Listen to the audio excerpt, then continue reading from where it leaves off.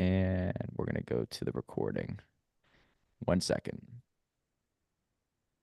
Welcome to another episode of Million Dollar Stories, where we get to interview authors from all over the world. What I love about this podcast is because I get to interview people who do help people become free. And there is an inequality that exists. And my recommendation is become more entrepreneurial. You know, the more you take control of your finances and not have to worry about too many people out there, the more freedom and creativity you can implement. Therefore, there are no strings attached. And in this book that we're going to be talking about, it does select a few ways that the world is there. The world does have inequality, and I think our author is going to address quite a bit in this podcast. So stay tuned for it. The book is called "The Six Facts That Matter: Understanding Inequality in the United States," and the author here today, Jeffrey Sanzenbacher, is with us. Thank you so much for being here, Jeffrey. Yeah, thanks so much for having me, Mike. Well, let's start off with the genesis of this book. Why did you write this?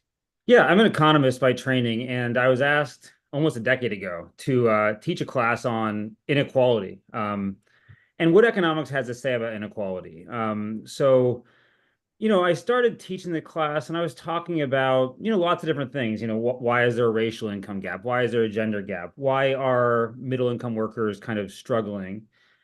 And as I did that, I started to piece together that everything I was talking about in the class, which was kind of organized around a bunch of different topics at the time, had to do with these six basic topics. So, had to deal with either the middle class, what's going on with that, the gender gap, had to do with, I talked a lot about marriage in the class, I realized, talking about racial inequality, very kind of the very wealthy people, what's going on at the very top, and then thinking about opportunity. And I said, I put all this stuff together. I have these six topics I think are really important. Like, why make just my students suffer through this class? Why not write something down, get it down, get it organized, and help other people kind of learn about these topics. And a big goal of mine has always been to not really try to be this is a very partisan topic, I think, in our society. There's a lot of partisanship around it. And a big goal of my class, and the reason I published the book myself, was because I didn't really want it to be kind of a partisan book, and I don't want it to be a partisan class. So one of the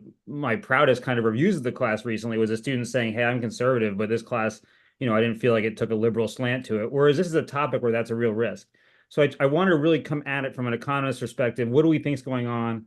What do we think some of the solutions are? And that's where it can get a little bit political to think about solutions, but that's kind of the approach I wanted to take with my class and then ultimately with the book. Nice. And I'm going to read a little bit from the summary. Yeah. Understanding economic inequality in the United States can be complicated. This book tries to make it simple. So each chapter starts with one of six nice, simple facts.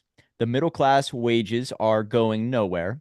The gender gap is stuck in neutral. Marriage is now for the rich. The racial wage gap hasn't budged since 1975. Number five, incomes at the top are exploding. And number six, children with rich parents do better as adults. So are those 100% concrete facts? Is that right?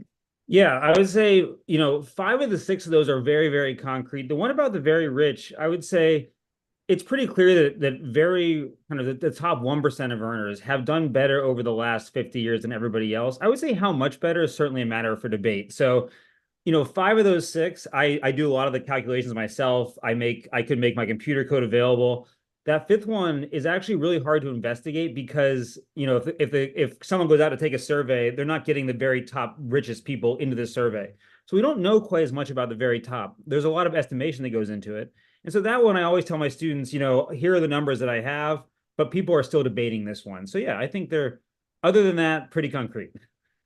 Well, what do you classify as the problem child for all of this? Now, the way I look at it is it all starts with financial literacy. And I will say that I've been around very, very poor people. I come from a world that is blue collar and Sure. and now I'm around multi-millionaires. And I will say the biggest difference is the education. Rich people are giving their kids different information than what we learn in public school.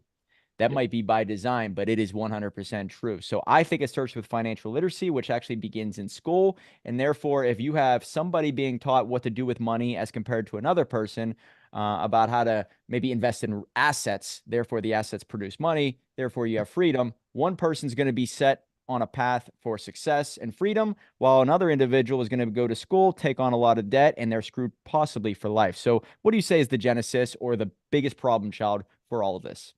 Certainly, I guess I agree with you in one sense that teaching people about money, how to invest money is really important. The one area I would push back is just that I think to invest money, it's certainly helpful to have more money. And so, when we look at like why have middle income men kind of not seen the wage growth that we saw in the decades prior? So my very first fact is, look, if you look since 1975, middle income, full-time, full-year working men, so men working hard, working the entire year full time, their wages just haven't gone up when you adjust for inflation. And so, to me, while it's true, it would be better if all those folks invested their money, there also has been a kind of stagnation that we wouldn't have expected coming into that period of time. And so some of that comes back to decisions we've made as a society, and some of it comes down to just the way technology has changed over the last 40 or 50 years. So it just turns out that the technologies we developed in the 60s, 70s, and 80s tended to be good at things that those workers used to do and have replaced things that those workers used to do. And you might say, well, why don't they just learn new things? And I think that is, I think some of them have, and in some ways that's also challenging. So you have this entire portion of people that just haven't seen their incomes grow that much. And that does make it harder to save more, even if you knew how to do it. And so I think part of it is kind of education. And then part of it is asking, like, why has this kind of happened? And do we worry about a future where technology continues to advance and frankly continues to threaten kind of more and more workers? So I think part of it is teaching people, and part of it is trying to understand, like, how can we get more people to have more income to invest to do those things. Well, you bring up the magic word inflation, and I do Yeah. believe inflation is a huge part to all of this, and wages will not be able to keep up with it unless a lot of political influence happens. So, what do you believe is the major cause for inflation? And the reason why I ask is I'm kind of dissecting. Are you a Milton Friedman fan as an economist? Do you abide by the whole philosophy that inflation is only caused by one single source, and that is the government printing money, which I buy into? So, what do you think Uh, about that? I don't, I guess I don't agree with that necessarily. Certainly that's part of it. I mean, I think if you look at, US history prior to the 80s, we had rather high inflation from, probably the 60s to the 80s. We kind of nipped that in the bud. So we had targeted 2% inflation for a long time. And then recently, I think there's been two things that really happened that caused the most recent bout of inflation, which is somewhat coming under control. I think one is in fact we probably spent too much money, at least with respect to inflation, during the COVID crisis. And then I think secondly, COVID itself caused a lot of damage to supply chains that resulted in inflation being higher, not just here but everywhere. Um, I think those two things are responsible for the recent bout of inflation. Um, do I think it's smart to have any inflation at all? Probably. It makes sense to have some inflation versus deflation, which is really quite bad. So I think for, between 1985 and 2021, we had a pretty good rate of inflation for, like what you would call good for a long time. So yeah, I kind of think it's a little bit of both. As an economist, I have to say it's kind of at least two things, I think, in the most recent case. So, the two things you're saying are what? Inflation and be printing money, and what else? Probably spending and supply issues most recently. So the fact that COVID caused a lot of worldwide supply issues, when you have a global supply chain, things change suddenly. You see that inflation picked up, and it picked up in places that did spend a lot of money, like we did, and that didn't spend a lot of money. And so I think you kind of see this kind of global inflationary tendency due to supply issues. And then you also see in the US, it was particularly acute for a while because we did spend a lot of money. The thing I would say about that is, like, after the Great Recession, we didn't spend a lot of money, not nearly as much as we did more recently. And you saw then that unemployment didn't come back nearly as fast, but you had less inflation. So there's always a trade-off. I mean, you can get everyone back to work, maybe with less inflation, or you can have inflation. And, I think it's kind of a trade-off there. Well, I think inflation is a tax on the middle class, and you're a big proponent of the middle class. I think, the more you take away the middle class, you have a two-tiered system, and rich people have assets. Usually, they're in real estate. If Yeah, no, I mean, you most, if you yes. print money, it is going to raise the price of real estate, which means if you own real estate, you're actually benefiting from inflation. Yeah. I guess I'd push back on you there too. I mean, if you look at the period, you look at the period I'm talking about in the book, 70s, 80s, 90s, that was a period of actually low inflation, most of it, especially the 80s and 90s, 2000s.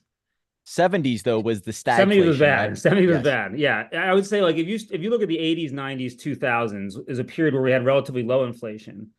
And that's a period where the middle class didn't gain a lot either.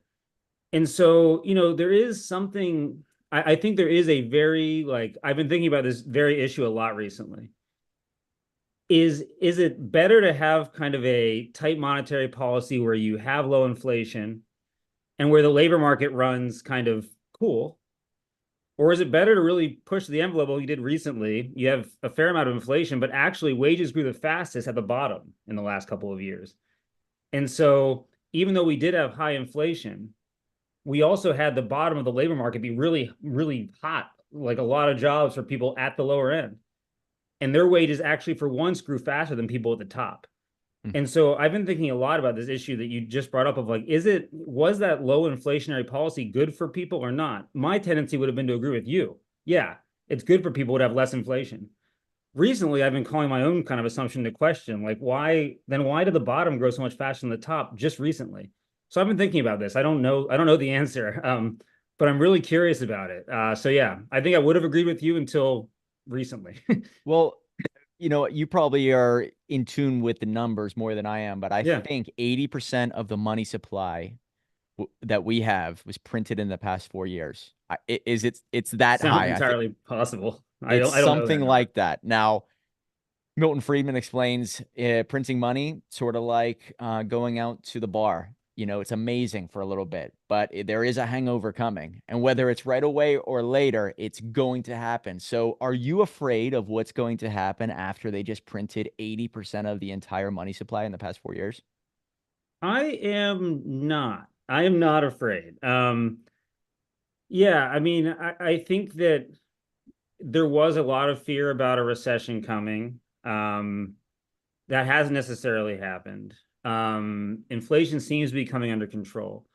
So I'm certainly kind of keeping an eye on this issue of, there's more money out there. I tend to, at least not in the data, be seeing the consequences of that. And if anything, it looks like the consequences of it happened, and now we're kind of coming back down to earth a little bit. So I personally am not very afraid. Uh, that being said, nothing surprises me, but I'm not very afraid of like where we are right now with the economy. Well, your fact number three is very fascinating to me. Marriage Yeah. is now for the rich. Okay. Yeah. I've seen some stats out there. I also saw an amazing meme, and it was men are not getting married. They're actually just being smart about not getting divorced, right? So they're afraid of the divorce rather than the marriage. So that's why they're not getting married. But you might have some stats that you could share with us. So, what is number three all about? Yeah. So whenever you think about like there are all these I present these statistics. So middle income households aren't seeing much growth in their incomes. And so if you want to understand that, you have to understand trends in marriage because households can include one earner or they can include two earners. And two earners are going to make more than one. So if you look at, women over the last 45 years, they're working a lot more, they're earning more. And so you'd think, well, shouldn't households be doing much better then? Because a lot of households are going to have a man and a woman, and that's not what's happened. And a lot of that is because marriage has fallen, but it hasn't fallen nearly as much at the top as it has in the middle. Um, Divorce rates are actually lower than they used to be. So divorce rates now are lower than they used to be, and that might be because of the issue you say. If you're getting married, you're more confident getting married. So the people who Right. are, So less people are getting married, right? So yeah. I think So that is in correlation. Yes. so yeah. So and the reason I think it has become harder in the middle to get married in the first place, I think part of it is just like, as I said earlier, men have struggled overall and relative to women over the last 45 years. And a lot of that is men in particular with a high school degree or less. And so I think part of it is men, and I think women, men especially, don't want to get married if they're not going to be the breadwinner. There is still this idea of that traditional idea. And whatever you think about that idea, I think a lot of men hold it and they don't want to get married and not not be able to stand up to what they want to do. And I think it's gotten harder in the middle in particular. And I so I just think there is a direct line between that struggle and then marriage. And I want to call that out in my book because I think it's really important we talk about that. Yeah. Well, I just saw a report that says 45 to 50% of all women will be single and childless by the year 2030. Yeah, I mean, it So seems entirely possible. Certainly the marriage part. I mean, the marriage rate in the US, about 55 to 60% of people are married. And so that right away, that means 40% of women probably aren't married, 40% of men too.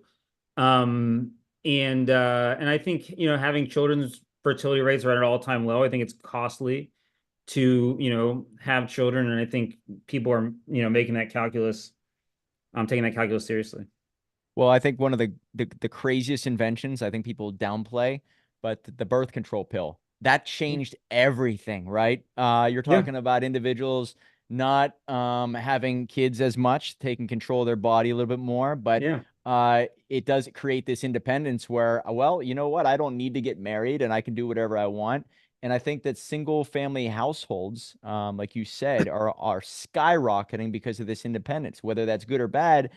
I would argue that anytime you have a family structure, it's Right. going to be better for society. There's Yeah. going to be more of a wholesome approach to pretty much everything. But you have everybody kind of fighting for themselves and being independent could lead to destruction. So Yeah. the birth control pill really did change the world. Yeah, I think it did. I mean, I think one of the things that I think it's very clear. I think one of the reasons liberals have struggled to talk about marriage is because they don't want to suggest like, well, marriage is good and everyone should just get married because I don't think that's something we're comfortable talking about. But there is a lot of evidence that suggests that kids do better in a two-parent household, and I think that from my point of view, that means it's really important to support the economics of middle class people to make it so that they're very comfortable getting married. Hmm. That they're able to get married if they want to, and they feel like they can live up to their economic expectations if they do get married. Um, so that is something really important to me. I don't, I think the birth control pill has been a great invention for women to gain their independence, to earn more money, and I am glad that that to me is all very good. Um, but I do think that like the idea that marriage is going away, that I do worry about. And so I tend to worry about it more from like we need to support middle class families, we need to support middle class workers. We need to think about policies that we are, policies that we've done that have hurt middle class workers. And we need to really think hard about technologies that we're going to develop in the next decade or two that could continue to pressure middle income workers because that's not going to get better otherwise. So I tend to view the birth control pill as a great thing and tend to view the decline in marriage not so much as because of that, although that certainly plays a role, but more because of some of these economic pressures that we have not done a great job as a society of addressing. Hmm. Yeah, I think that the fact that religion is disappearing from our schools and our society, that's probably making it easier for people not to get married. Well, it's not as much as a sin as it once was, so therefore I can do whatever I want. Maybe Yeah, that I'm plays a not, factor too. I would probably, I don't know about that as an economist, and I know religion, kind of religiosity is going down for sure, but I would also say that like there's a lot of, the point of view would be like, well, people who go to college, they have less religion, that kind of thing, but they're getting married more than anybody else. So there is this like, I think economic undercurrent that's really important to kind of understand. And that's more what I grapple with in my class and my book is the economics of it. The kind of the more social aspects of it, I don't understand them any better than anybody else. So it would just be me kind of opining at that point. Well, moving forward to the minimum wage, Yeah. I don't think there's a single person out on this planet that wakes up whenever they're 14, 15, and they say, man, I can't wait to get a job to earn minimum I wage. doubt All it. right.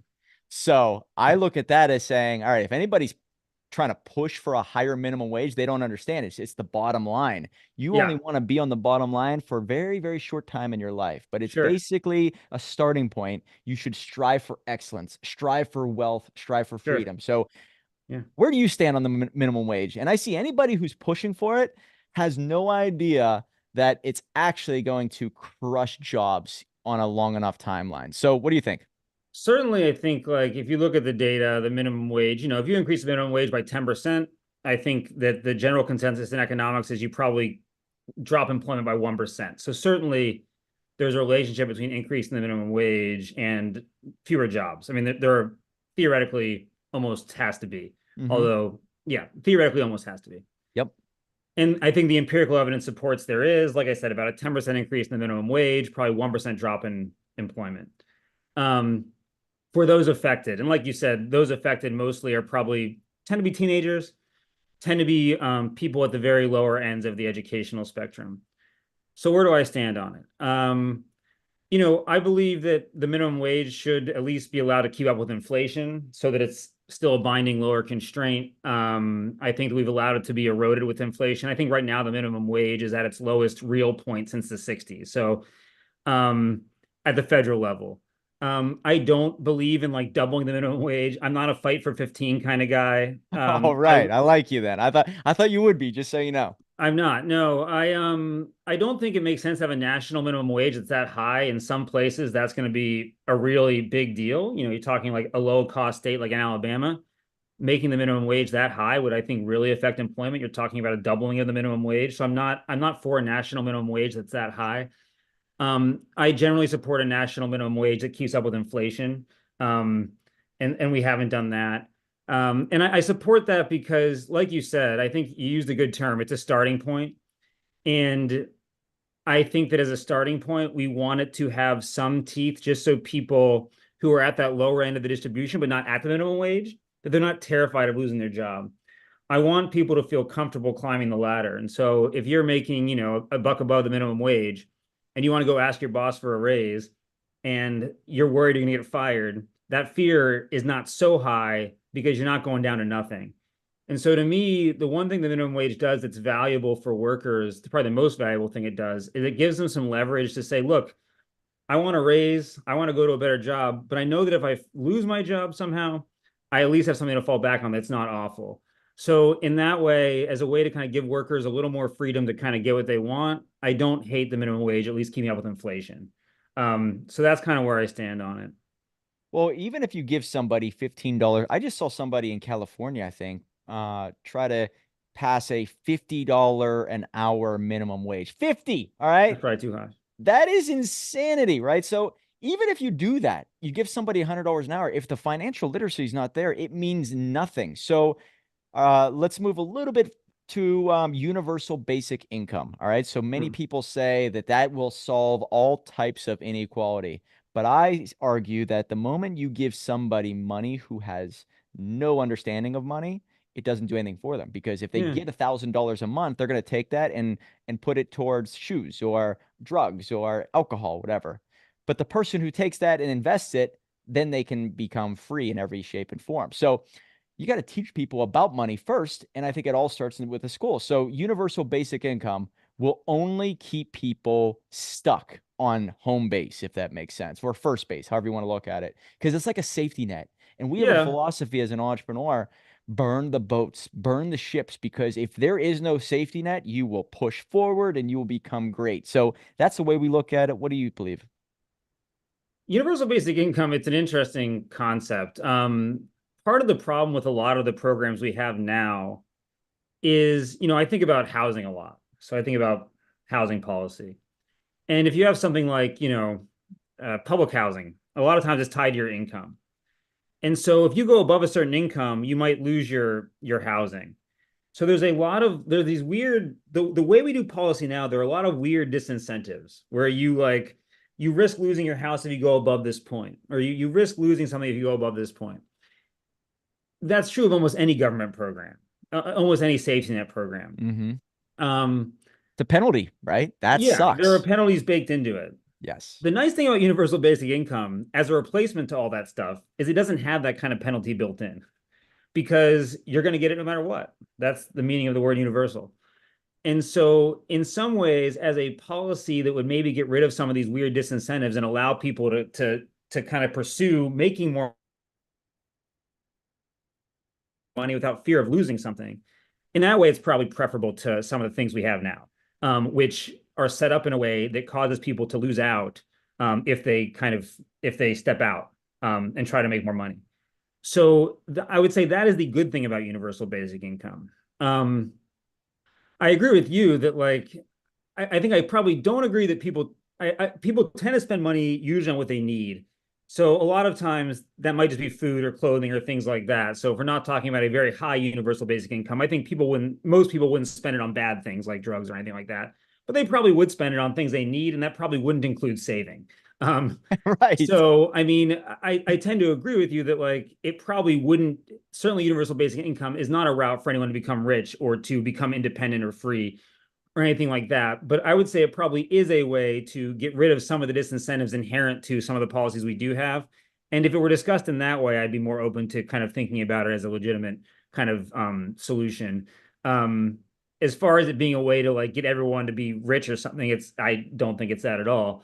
But it it has value in that sense of like not tying people to these policies that can punish them if they try to make more money, which I don't like about a lot of our current policies. So anyway, does Well, that make sense? Does that? yeah. Well, the reason why I say this is because we're talking about inequality, right? I know Yep. there's a thing that is required to keep people afloat and alive, but there are programs in Yeah. place for that. Sure. Inequality, in my opinion, would only grow. You would have poor and then extremely rich. So, for example, if somebody gets $1,000 a month and they have to buy things that they need, what do they Right. have to buy? Rent, Rent. food, Yep.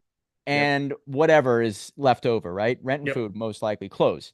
Well, who Sure. owns all that? Most likely the corporations Yeah. and business owners. So that means money's going right from the government to the person to the rich, and therefore it's making the gap even bigger. Yeah. So Right. when you print money and you give people a stimulus, it is amazing for the S&P 500. You just notice that they skyrocket right afterwards. Why? Because the money goes right in and it goes right back out, which means it all starts with giving people, I think, Rich Dad Poor Dad and books like that. Get them thinking like an entrepreneur, and they create multiple revenue streams. Therefore, if somebody gets $1,000, their Yeah. automatic response is not, let me buy something that I want. Sure. Let me invest in what I think will produce money, and then I'll spend whatever that produces. That's the way I look at it. So maybe I'm kind of simplifying it down to a couple sentences, but that's got to be the answer for most of the people. It's Yeah. the IQ, it's the literacy. I guess my concern, I think my concern is, there's some research done by a really good group. There's this website called Opportunity Insights that does a lot of really cool research on the issue of opportunity. And I think what bothers me or what caused me, honestly, the first thing that got me thinking about economic inequality is I was doing some student. Whoop, you just went mute. You just went mute for a second. You back? Whoop, you're muted. You're saying really good. Whoop. I should be unmuted now. There we go. There you go. Okay, sorry. I thought I must have clicked it. But the reason I got interested in this topic in the first place was when I was a kid in high school, we did some student service hours to graduate. I don't know if you remember doing that or if you ever had to do that. Yeah, yeah. I Yeah, graduated 2003. I had to do some type of project. yeah. Yeah. So I graduated in 2001 from high school. And so my mom was actually in charge of that program in our county. So I made sure I did my hours. But one of the things I did was I was babysitting, I was helping to babysit some preschoolers. It was like a summer camp. And these kids were in a low income part of our town. I grew up in like rural Maryland, and they were just already like way behind. And that really troubled me because it seemed somehow like it wasn't their fault at that point. They were going to be behind. And I thought, that doesn't seem great. So I got interested in the idea of opportunity and inequality and how do you address that. And this website is a really great job kind of pointing out that like there are certain places in the US that do a pretty good job of getting people up the ladder, and some places that do worse. But more importantly, like there's a huge correlation between parental income and like entrepreneurship, right? Like I don't think that your parents' income dictates how creative you are or how smart you are or what you can accomplish. And yet there's this very strong correlation between parents' income and like entrepreneurship or getting patents or inventing things, all these measures of creativity that we want people to have. And and I think that somehow like that comes down a lot to where people grow up and in the environment they grow up in. And so a big part of like what I try to make people aware of is like that really matters. And thinking really hard about how do you kind of start out when people are very young and give them the tools they need to kind of achieve their talent. And to me, like that's where probably I think your point of view and my point of view most closely align is we want people to have that ability to be free. And I think sometimes the data suggests like it's not there. And so I spent a lot of time thinking about why isn't it there and trying to teach people. And it may be financial literacy is the answer. I tend to think kind of trying to make housing a little more available in high opportunity neighborhoods is a good idea. But I think there are solutions that, I'd love to try more financial literacy. I think it's a great idea. I'd like to also have universal, more preschool available to kids, stuff like that. So I don't think there's any one solution is, I guess what I'm trying to say. Not very Yeah. eloquently, but Yeah. Well, if we're all trying to become wealthy, right? That's the yeah, goal. Would yeah. you agree that everybody secretly wants to become wealthy and free? You'd agree with I me, don't know right? about wealthy, certainly free. Okay. So free financially. Yeah, yeah. I I'm thinking nowadays with technology, we have access to every book, every video that all the wealthy people are going to seminars and Sure. sharing all the wisdom on how to become wealthy and free. Yeah, yeah. So in my opinion, don't you think that schools should be like, hey, oh, you're a billionaire? Come and teach at my school for a day on what to do and what not to do when it Oh comes to yeah. money. I definitely think that kind of stuff has value. And I think the earlier you can do it, the better.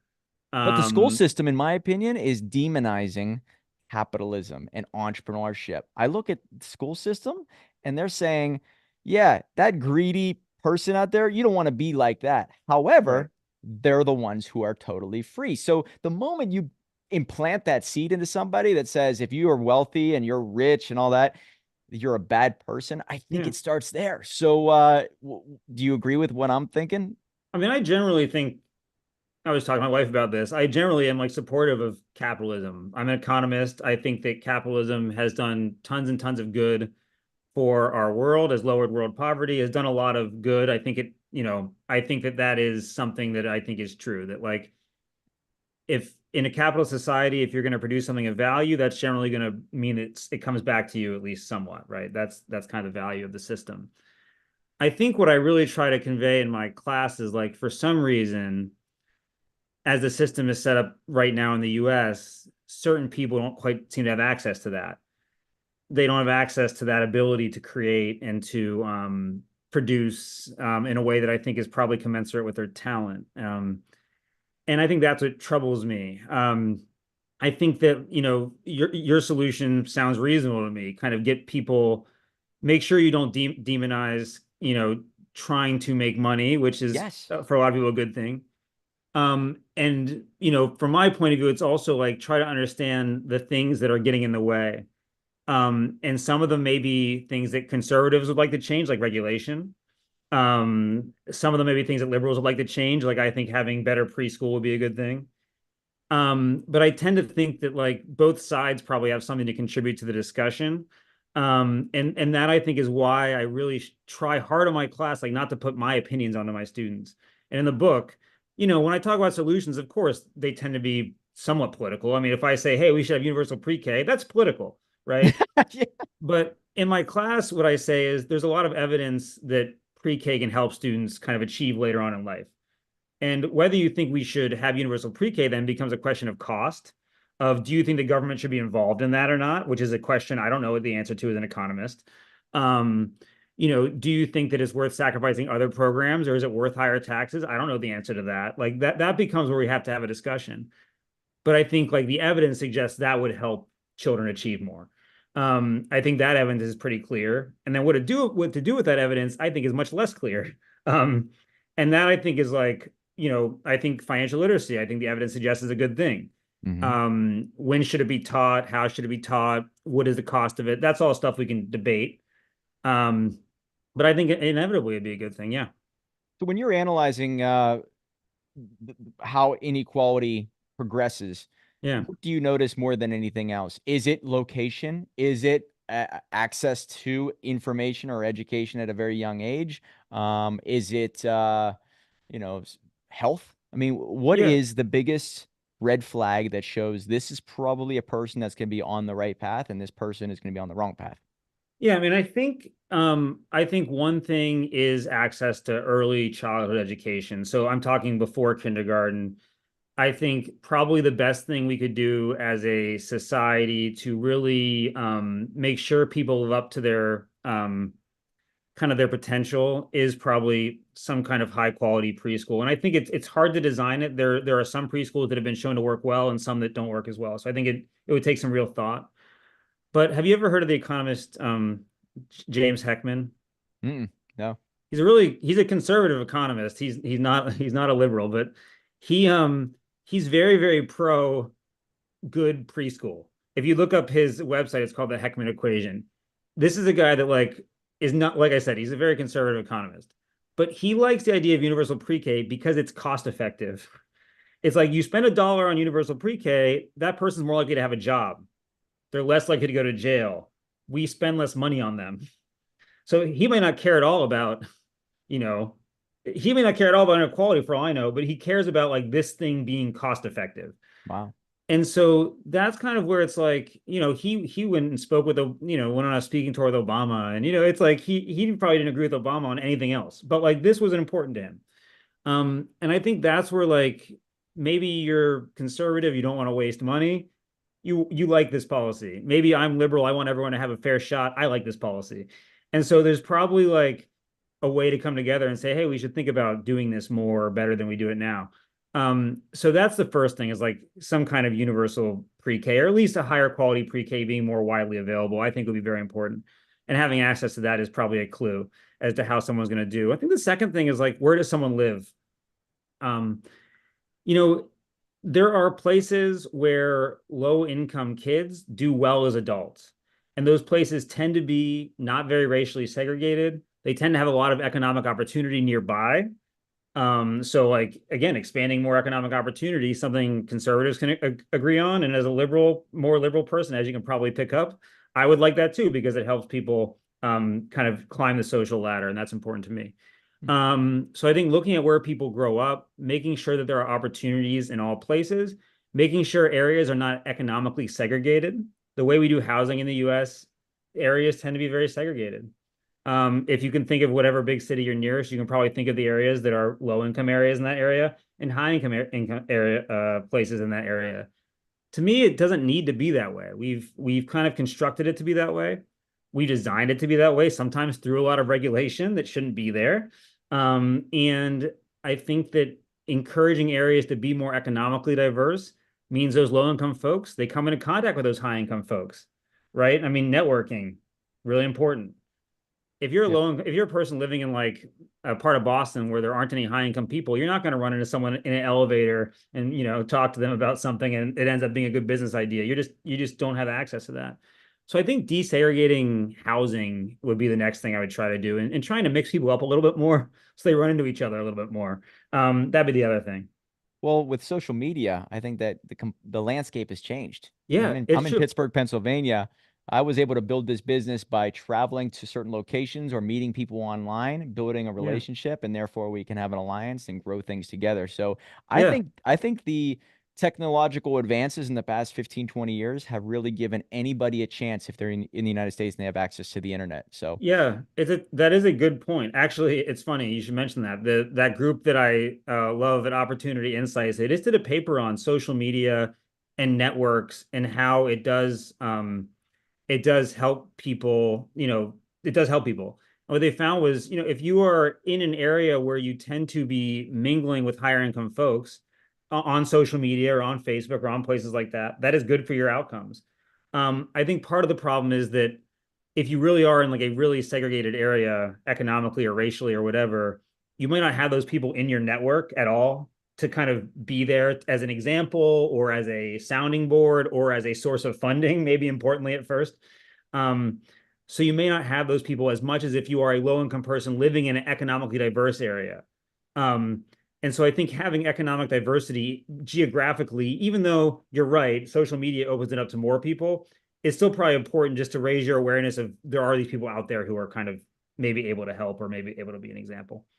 last question I have for you in Yeah, regards sure. to maybe solving this inequality problem. I look at all the politicians and their implementation of incentives Mm, and rewards and penalties. mm, And anytime I see something that doesn't make sense, I look at them and I see them maybe rewarding bad behavior. And it also penalizes success. Case in point, 2012, I'm dead broke. I'm starting a business. I have a business entity, but I'm not making any money. mm, I remember going to my accountant and I said, listen, all right, I didn't make any money this year. oh, well, you owe money for this for insurance. Well, Mm, I can't afford insurance. Well, you owe this fine then. It's called the individual mandate that Obama set up. And I said, you mean to tell me that because I can't afford health insurance, I'm going to be penalized and I have to pay a fine for it? And he said, yes. And I'm like, what's the way around this? Oh, well, you have to give up your company. And mm. so I thought to myself, wait a second, are you saying that in order for me to achieve what I want, I actually am going to be penalized for it? I'm going to have to keep this going, or I could be rewarded by giving up my hopes and dreams. Therefore, I don't have to pay this fine. It sounds crazy to me that somebody thought to themselves, this is a good idea. And so now I look at all the politicians and I see what they're implementing and I see where is the reward, where is the incentive. And if it is rewarding bad behavior or penalizing success, I look at them as the bad guy. Do you believe everything boils down to rewards and incentives? Because I think that's human nature. I mean, yeah. I mean, I'm an economist. That's kind of like the whole trade of the industry is That's it. incentives, and that's why I was saying about.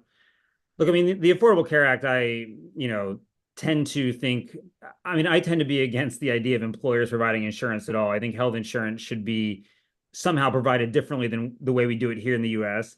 I think having marketplaces makes a lot of sense. I don't think fining people for not having insurance makes a lot of sense necessarily. I like the idea of having, in that case, I like the idea of having marketplaces that are set up and available to buy insurance in. I think there are better ways to get people to do it probably than fines. And in general, I have a problem with the entire way health insurance is set up in the U.S. More generally, I'm with you. more generally, um, I think yeah, I think if you are doing a policy and you are putting in places disincentives for people to work or to earn, they're going to act that way. Um, people are not. I think people aren't stupid and they're not lazy. I believe those two things. And if you give them the incentive to kind of achieve and the tools to achieve, they'll do it. And my concern is in the US, we haven't done a good job on the tools to achieve part. And so we try to paper over it with policies like public housing that then introduce disincentives to earn more money in the first place. And so that I think is kind of, so I agree with you, incentives matter. I agree with you, policies are oftentimes designed in a way that penalize good behavior. Um, and that troubles me. Um, I think that getting rid of those policies is hard when people are in kind of a bad situation. So, like Medicaid's a good example. You make too much money, you lose your Medicaid. So that discourages good behavior, discourages making money. At the same time, if someone doesn't have the human capital or education to make a lot of money, then you need something there to give them something there to make sure they have health care. And so, had we done a better job educating them when they were very young, maybe it wouldn't be necessary, but here we are. And so I think that's a lot of like my kind of my class and why I think this is important is it's like we've gotten people here, they're adults, they were little 4 year olds and I saw them and they were struggling and now they're adults and maybe we should have done a better job. We didn't. How do we kind of deal with it? And that I think is where the really hard balance is.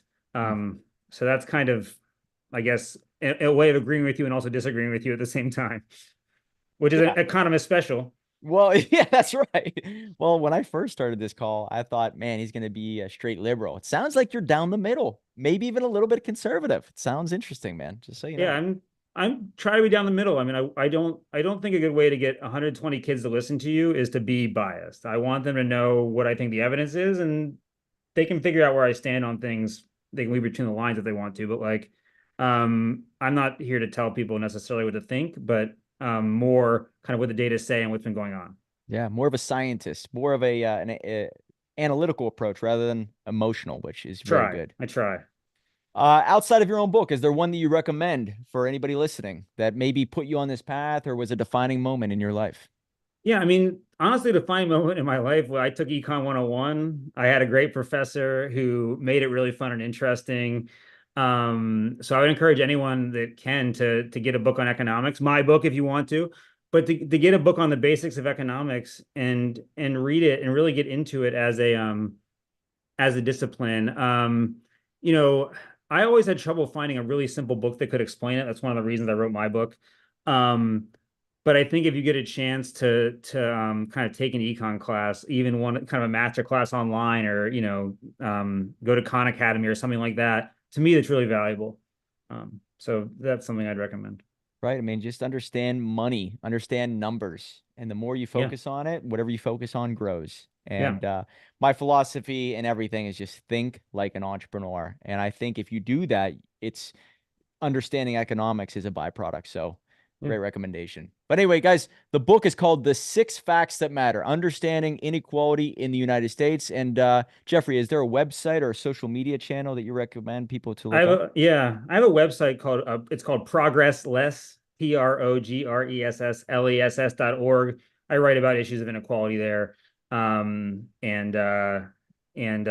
progress less is, and we haven't made much progress on inequality in the last 50 years. And I talk about tons of different issues there, ranging from kind of supporting veterans with disabilities to the racial income gap and everything in between. So yeah. Progressless.org. Is that Yep, right? all one word.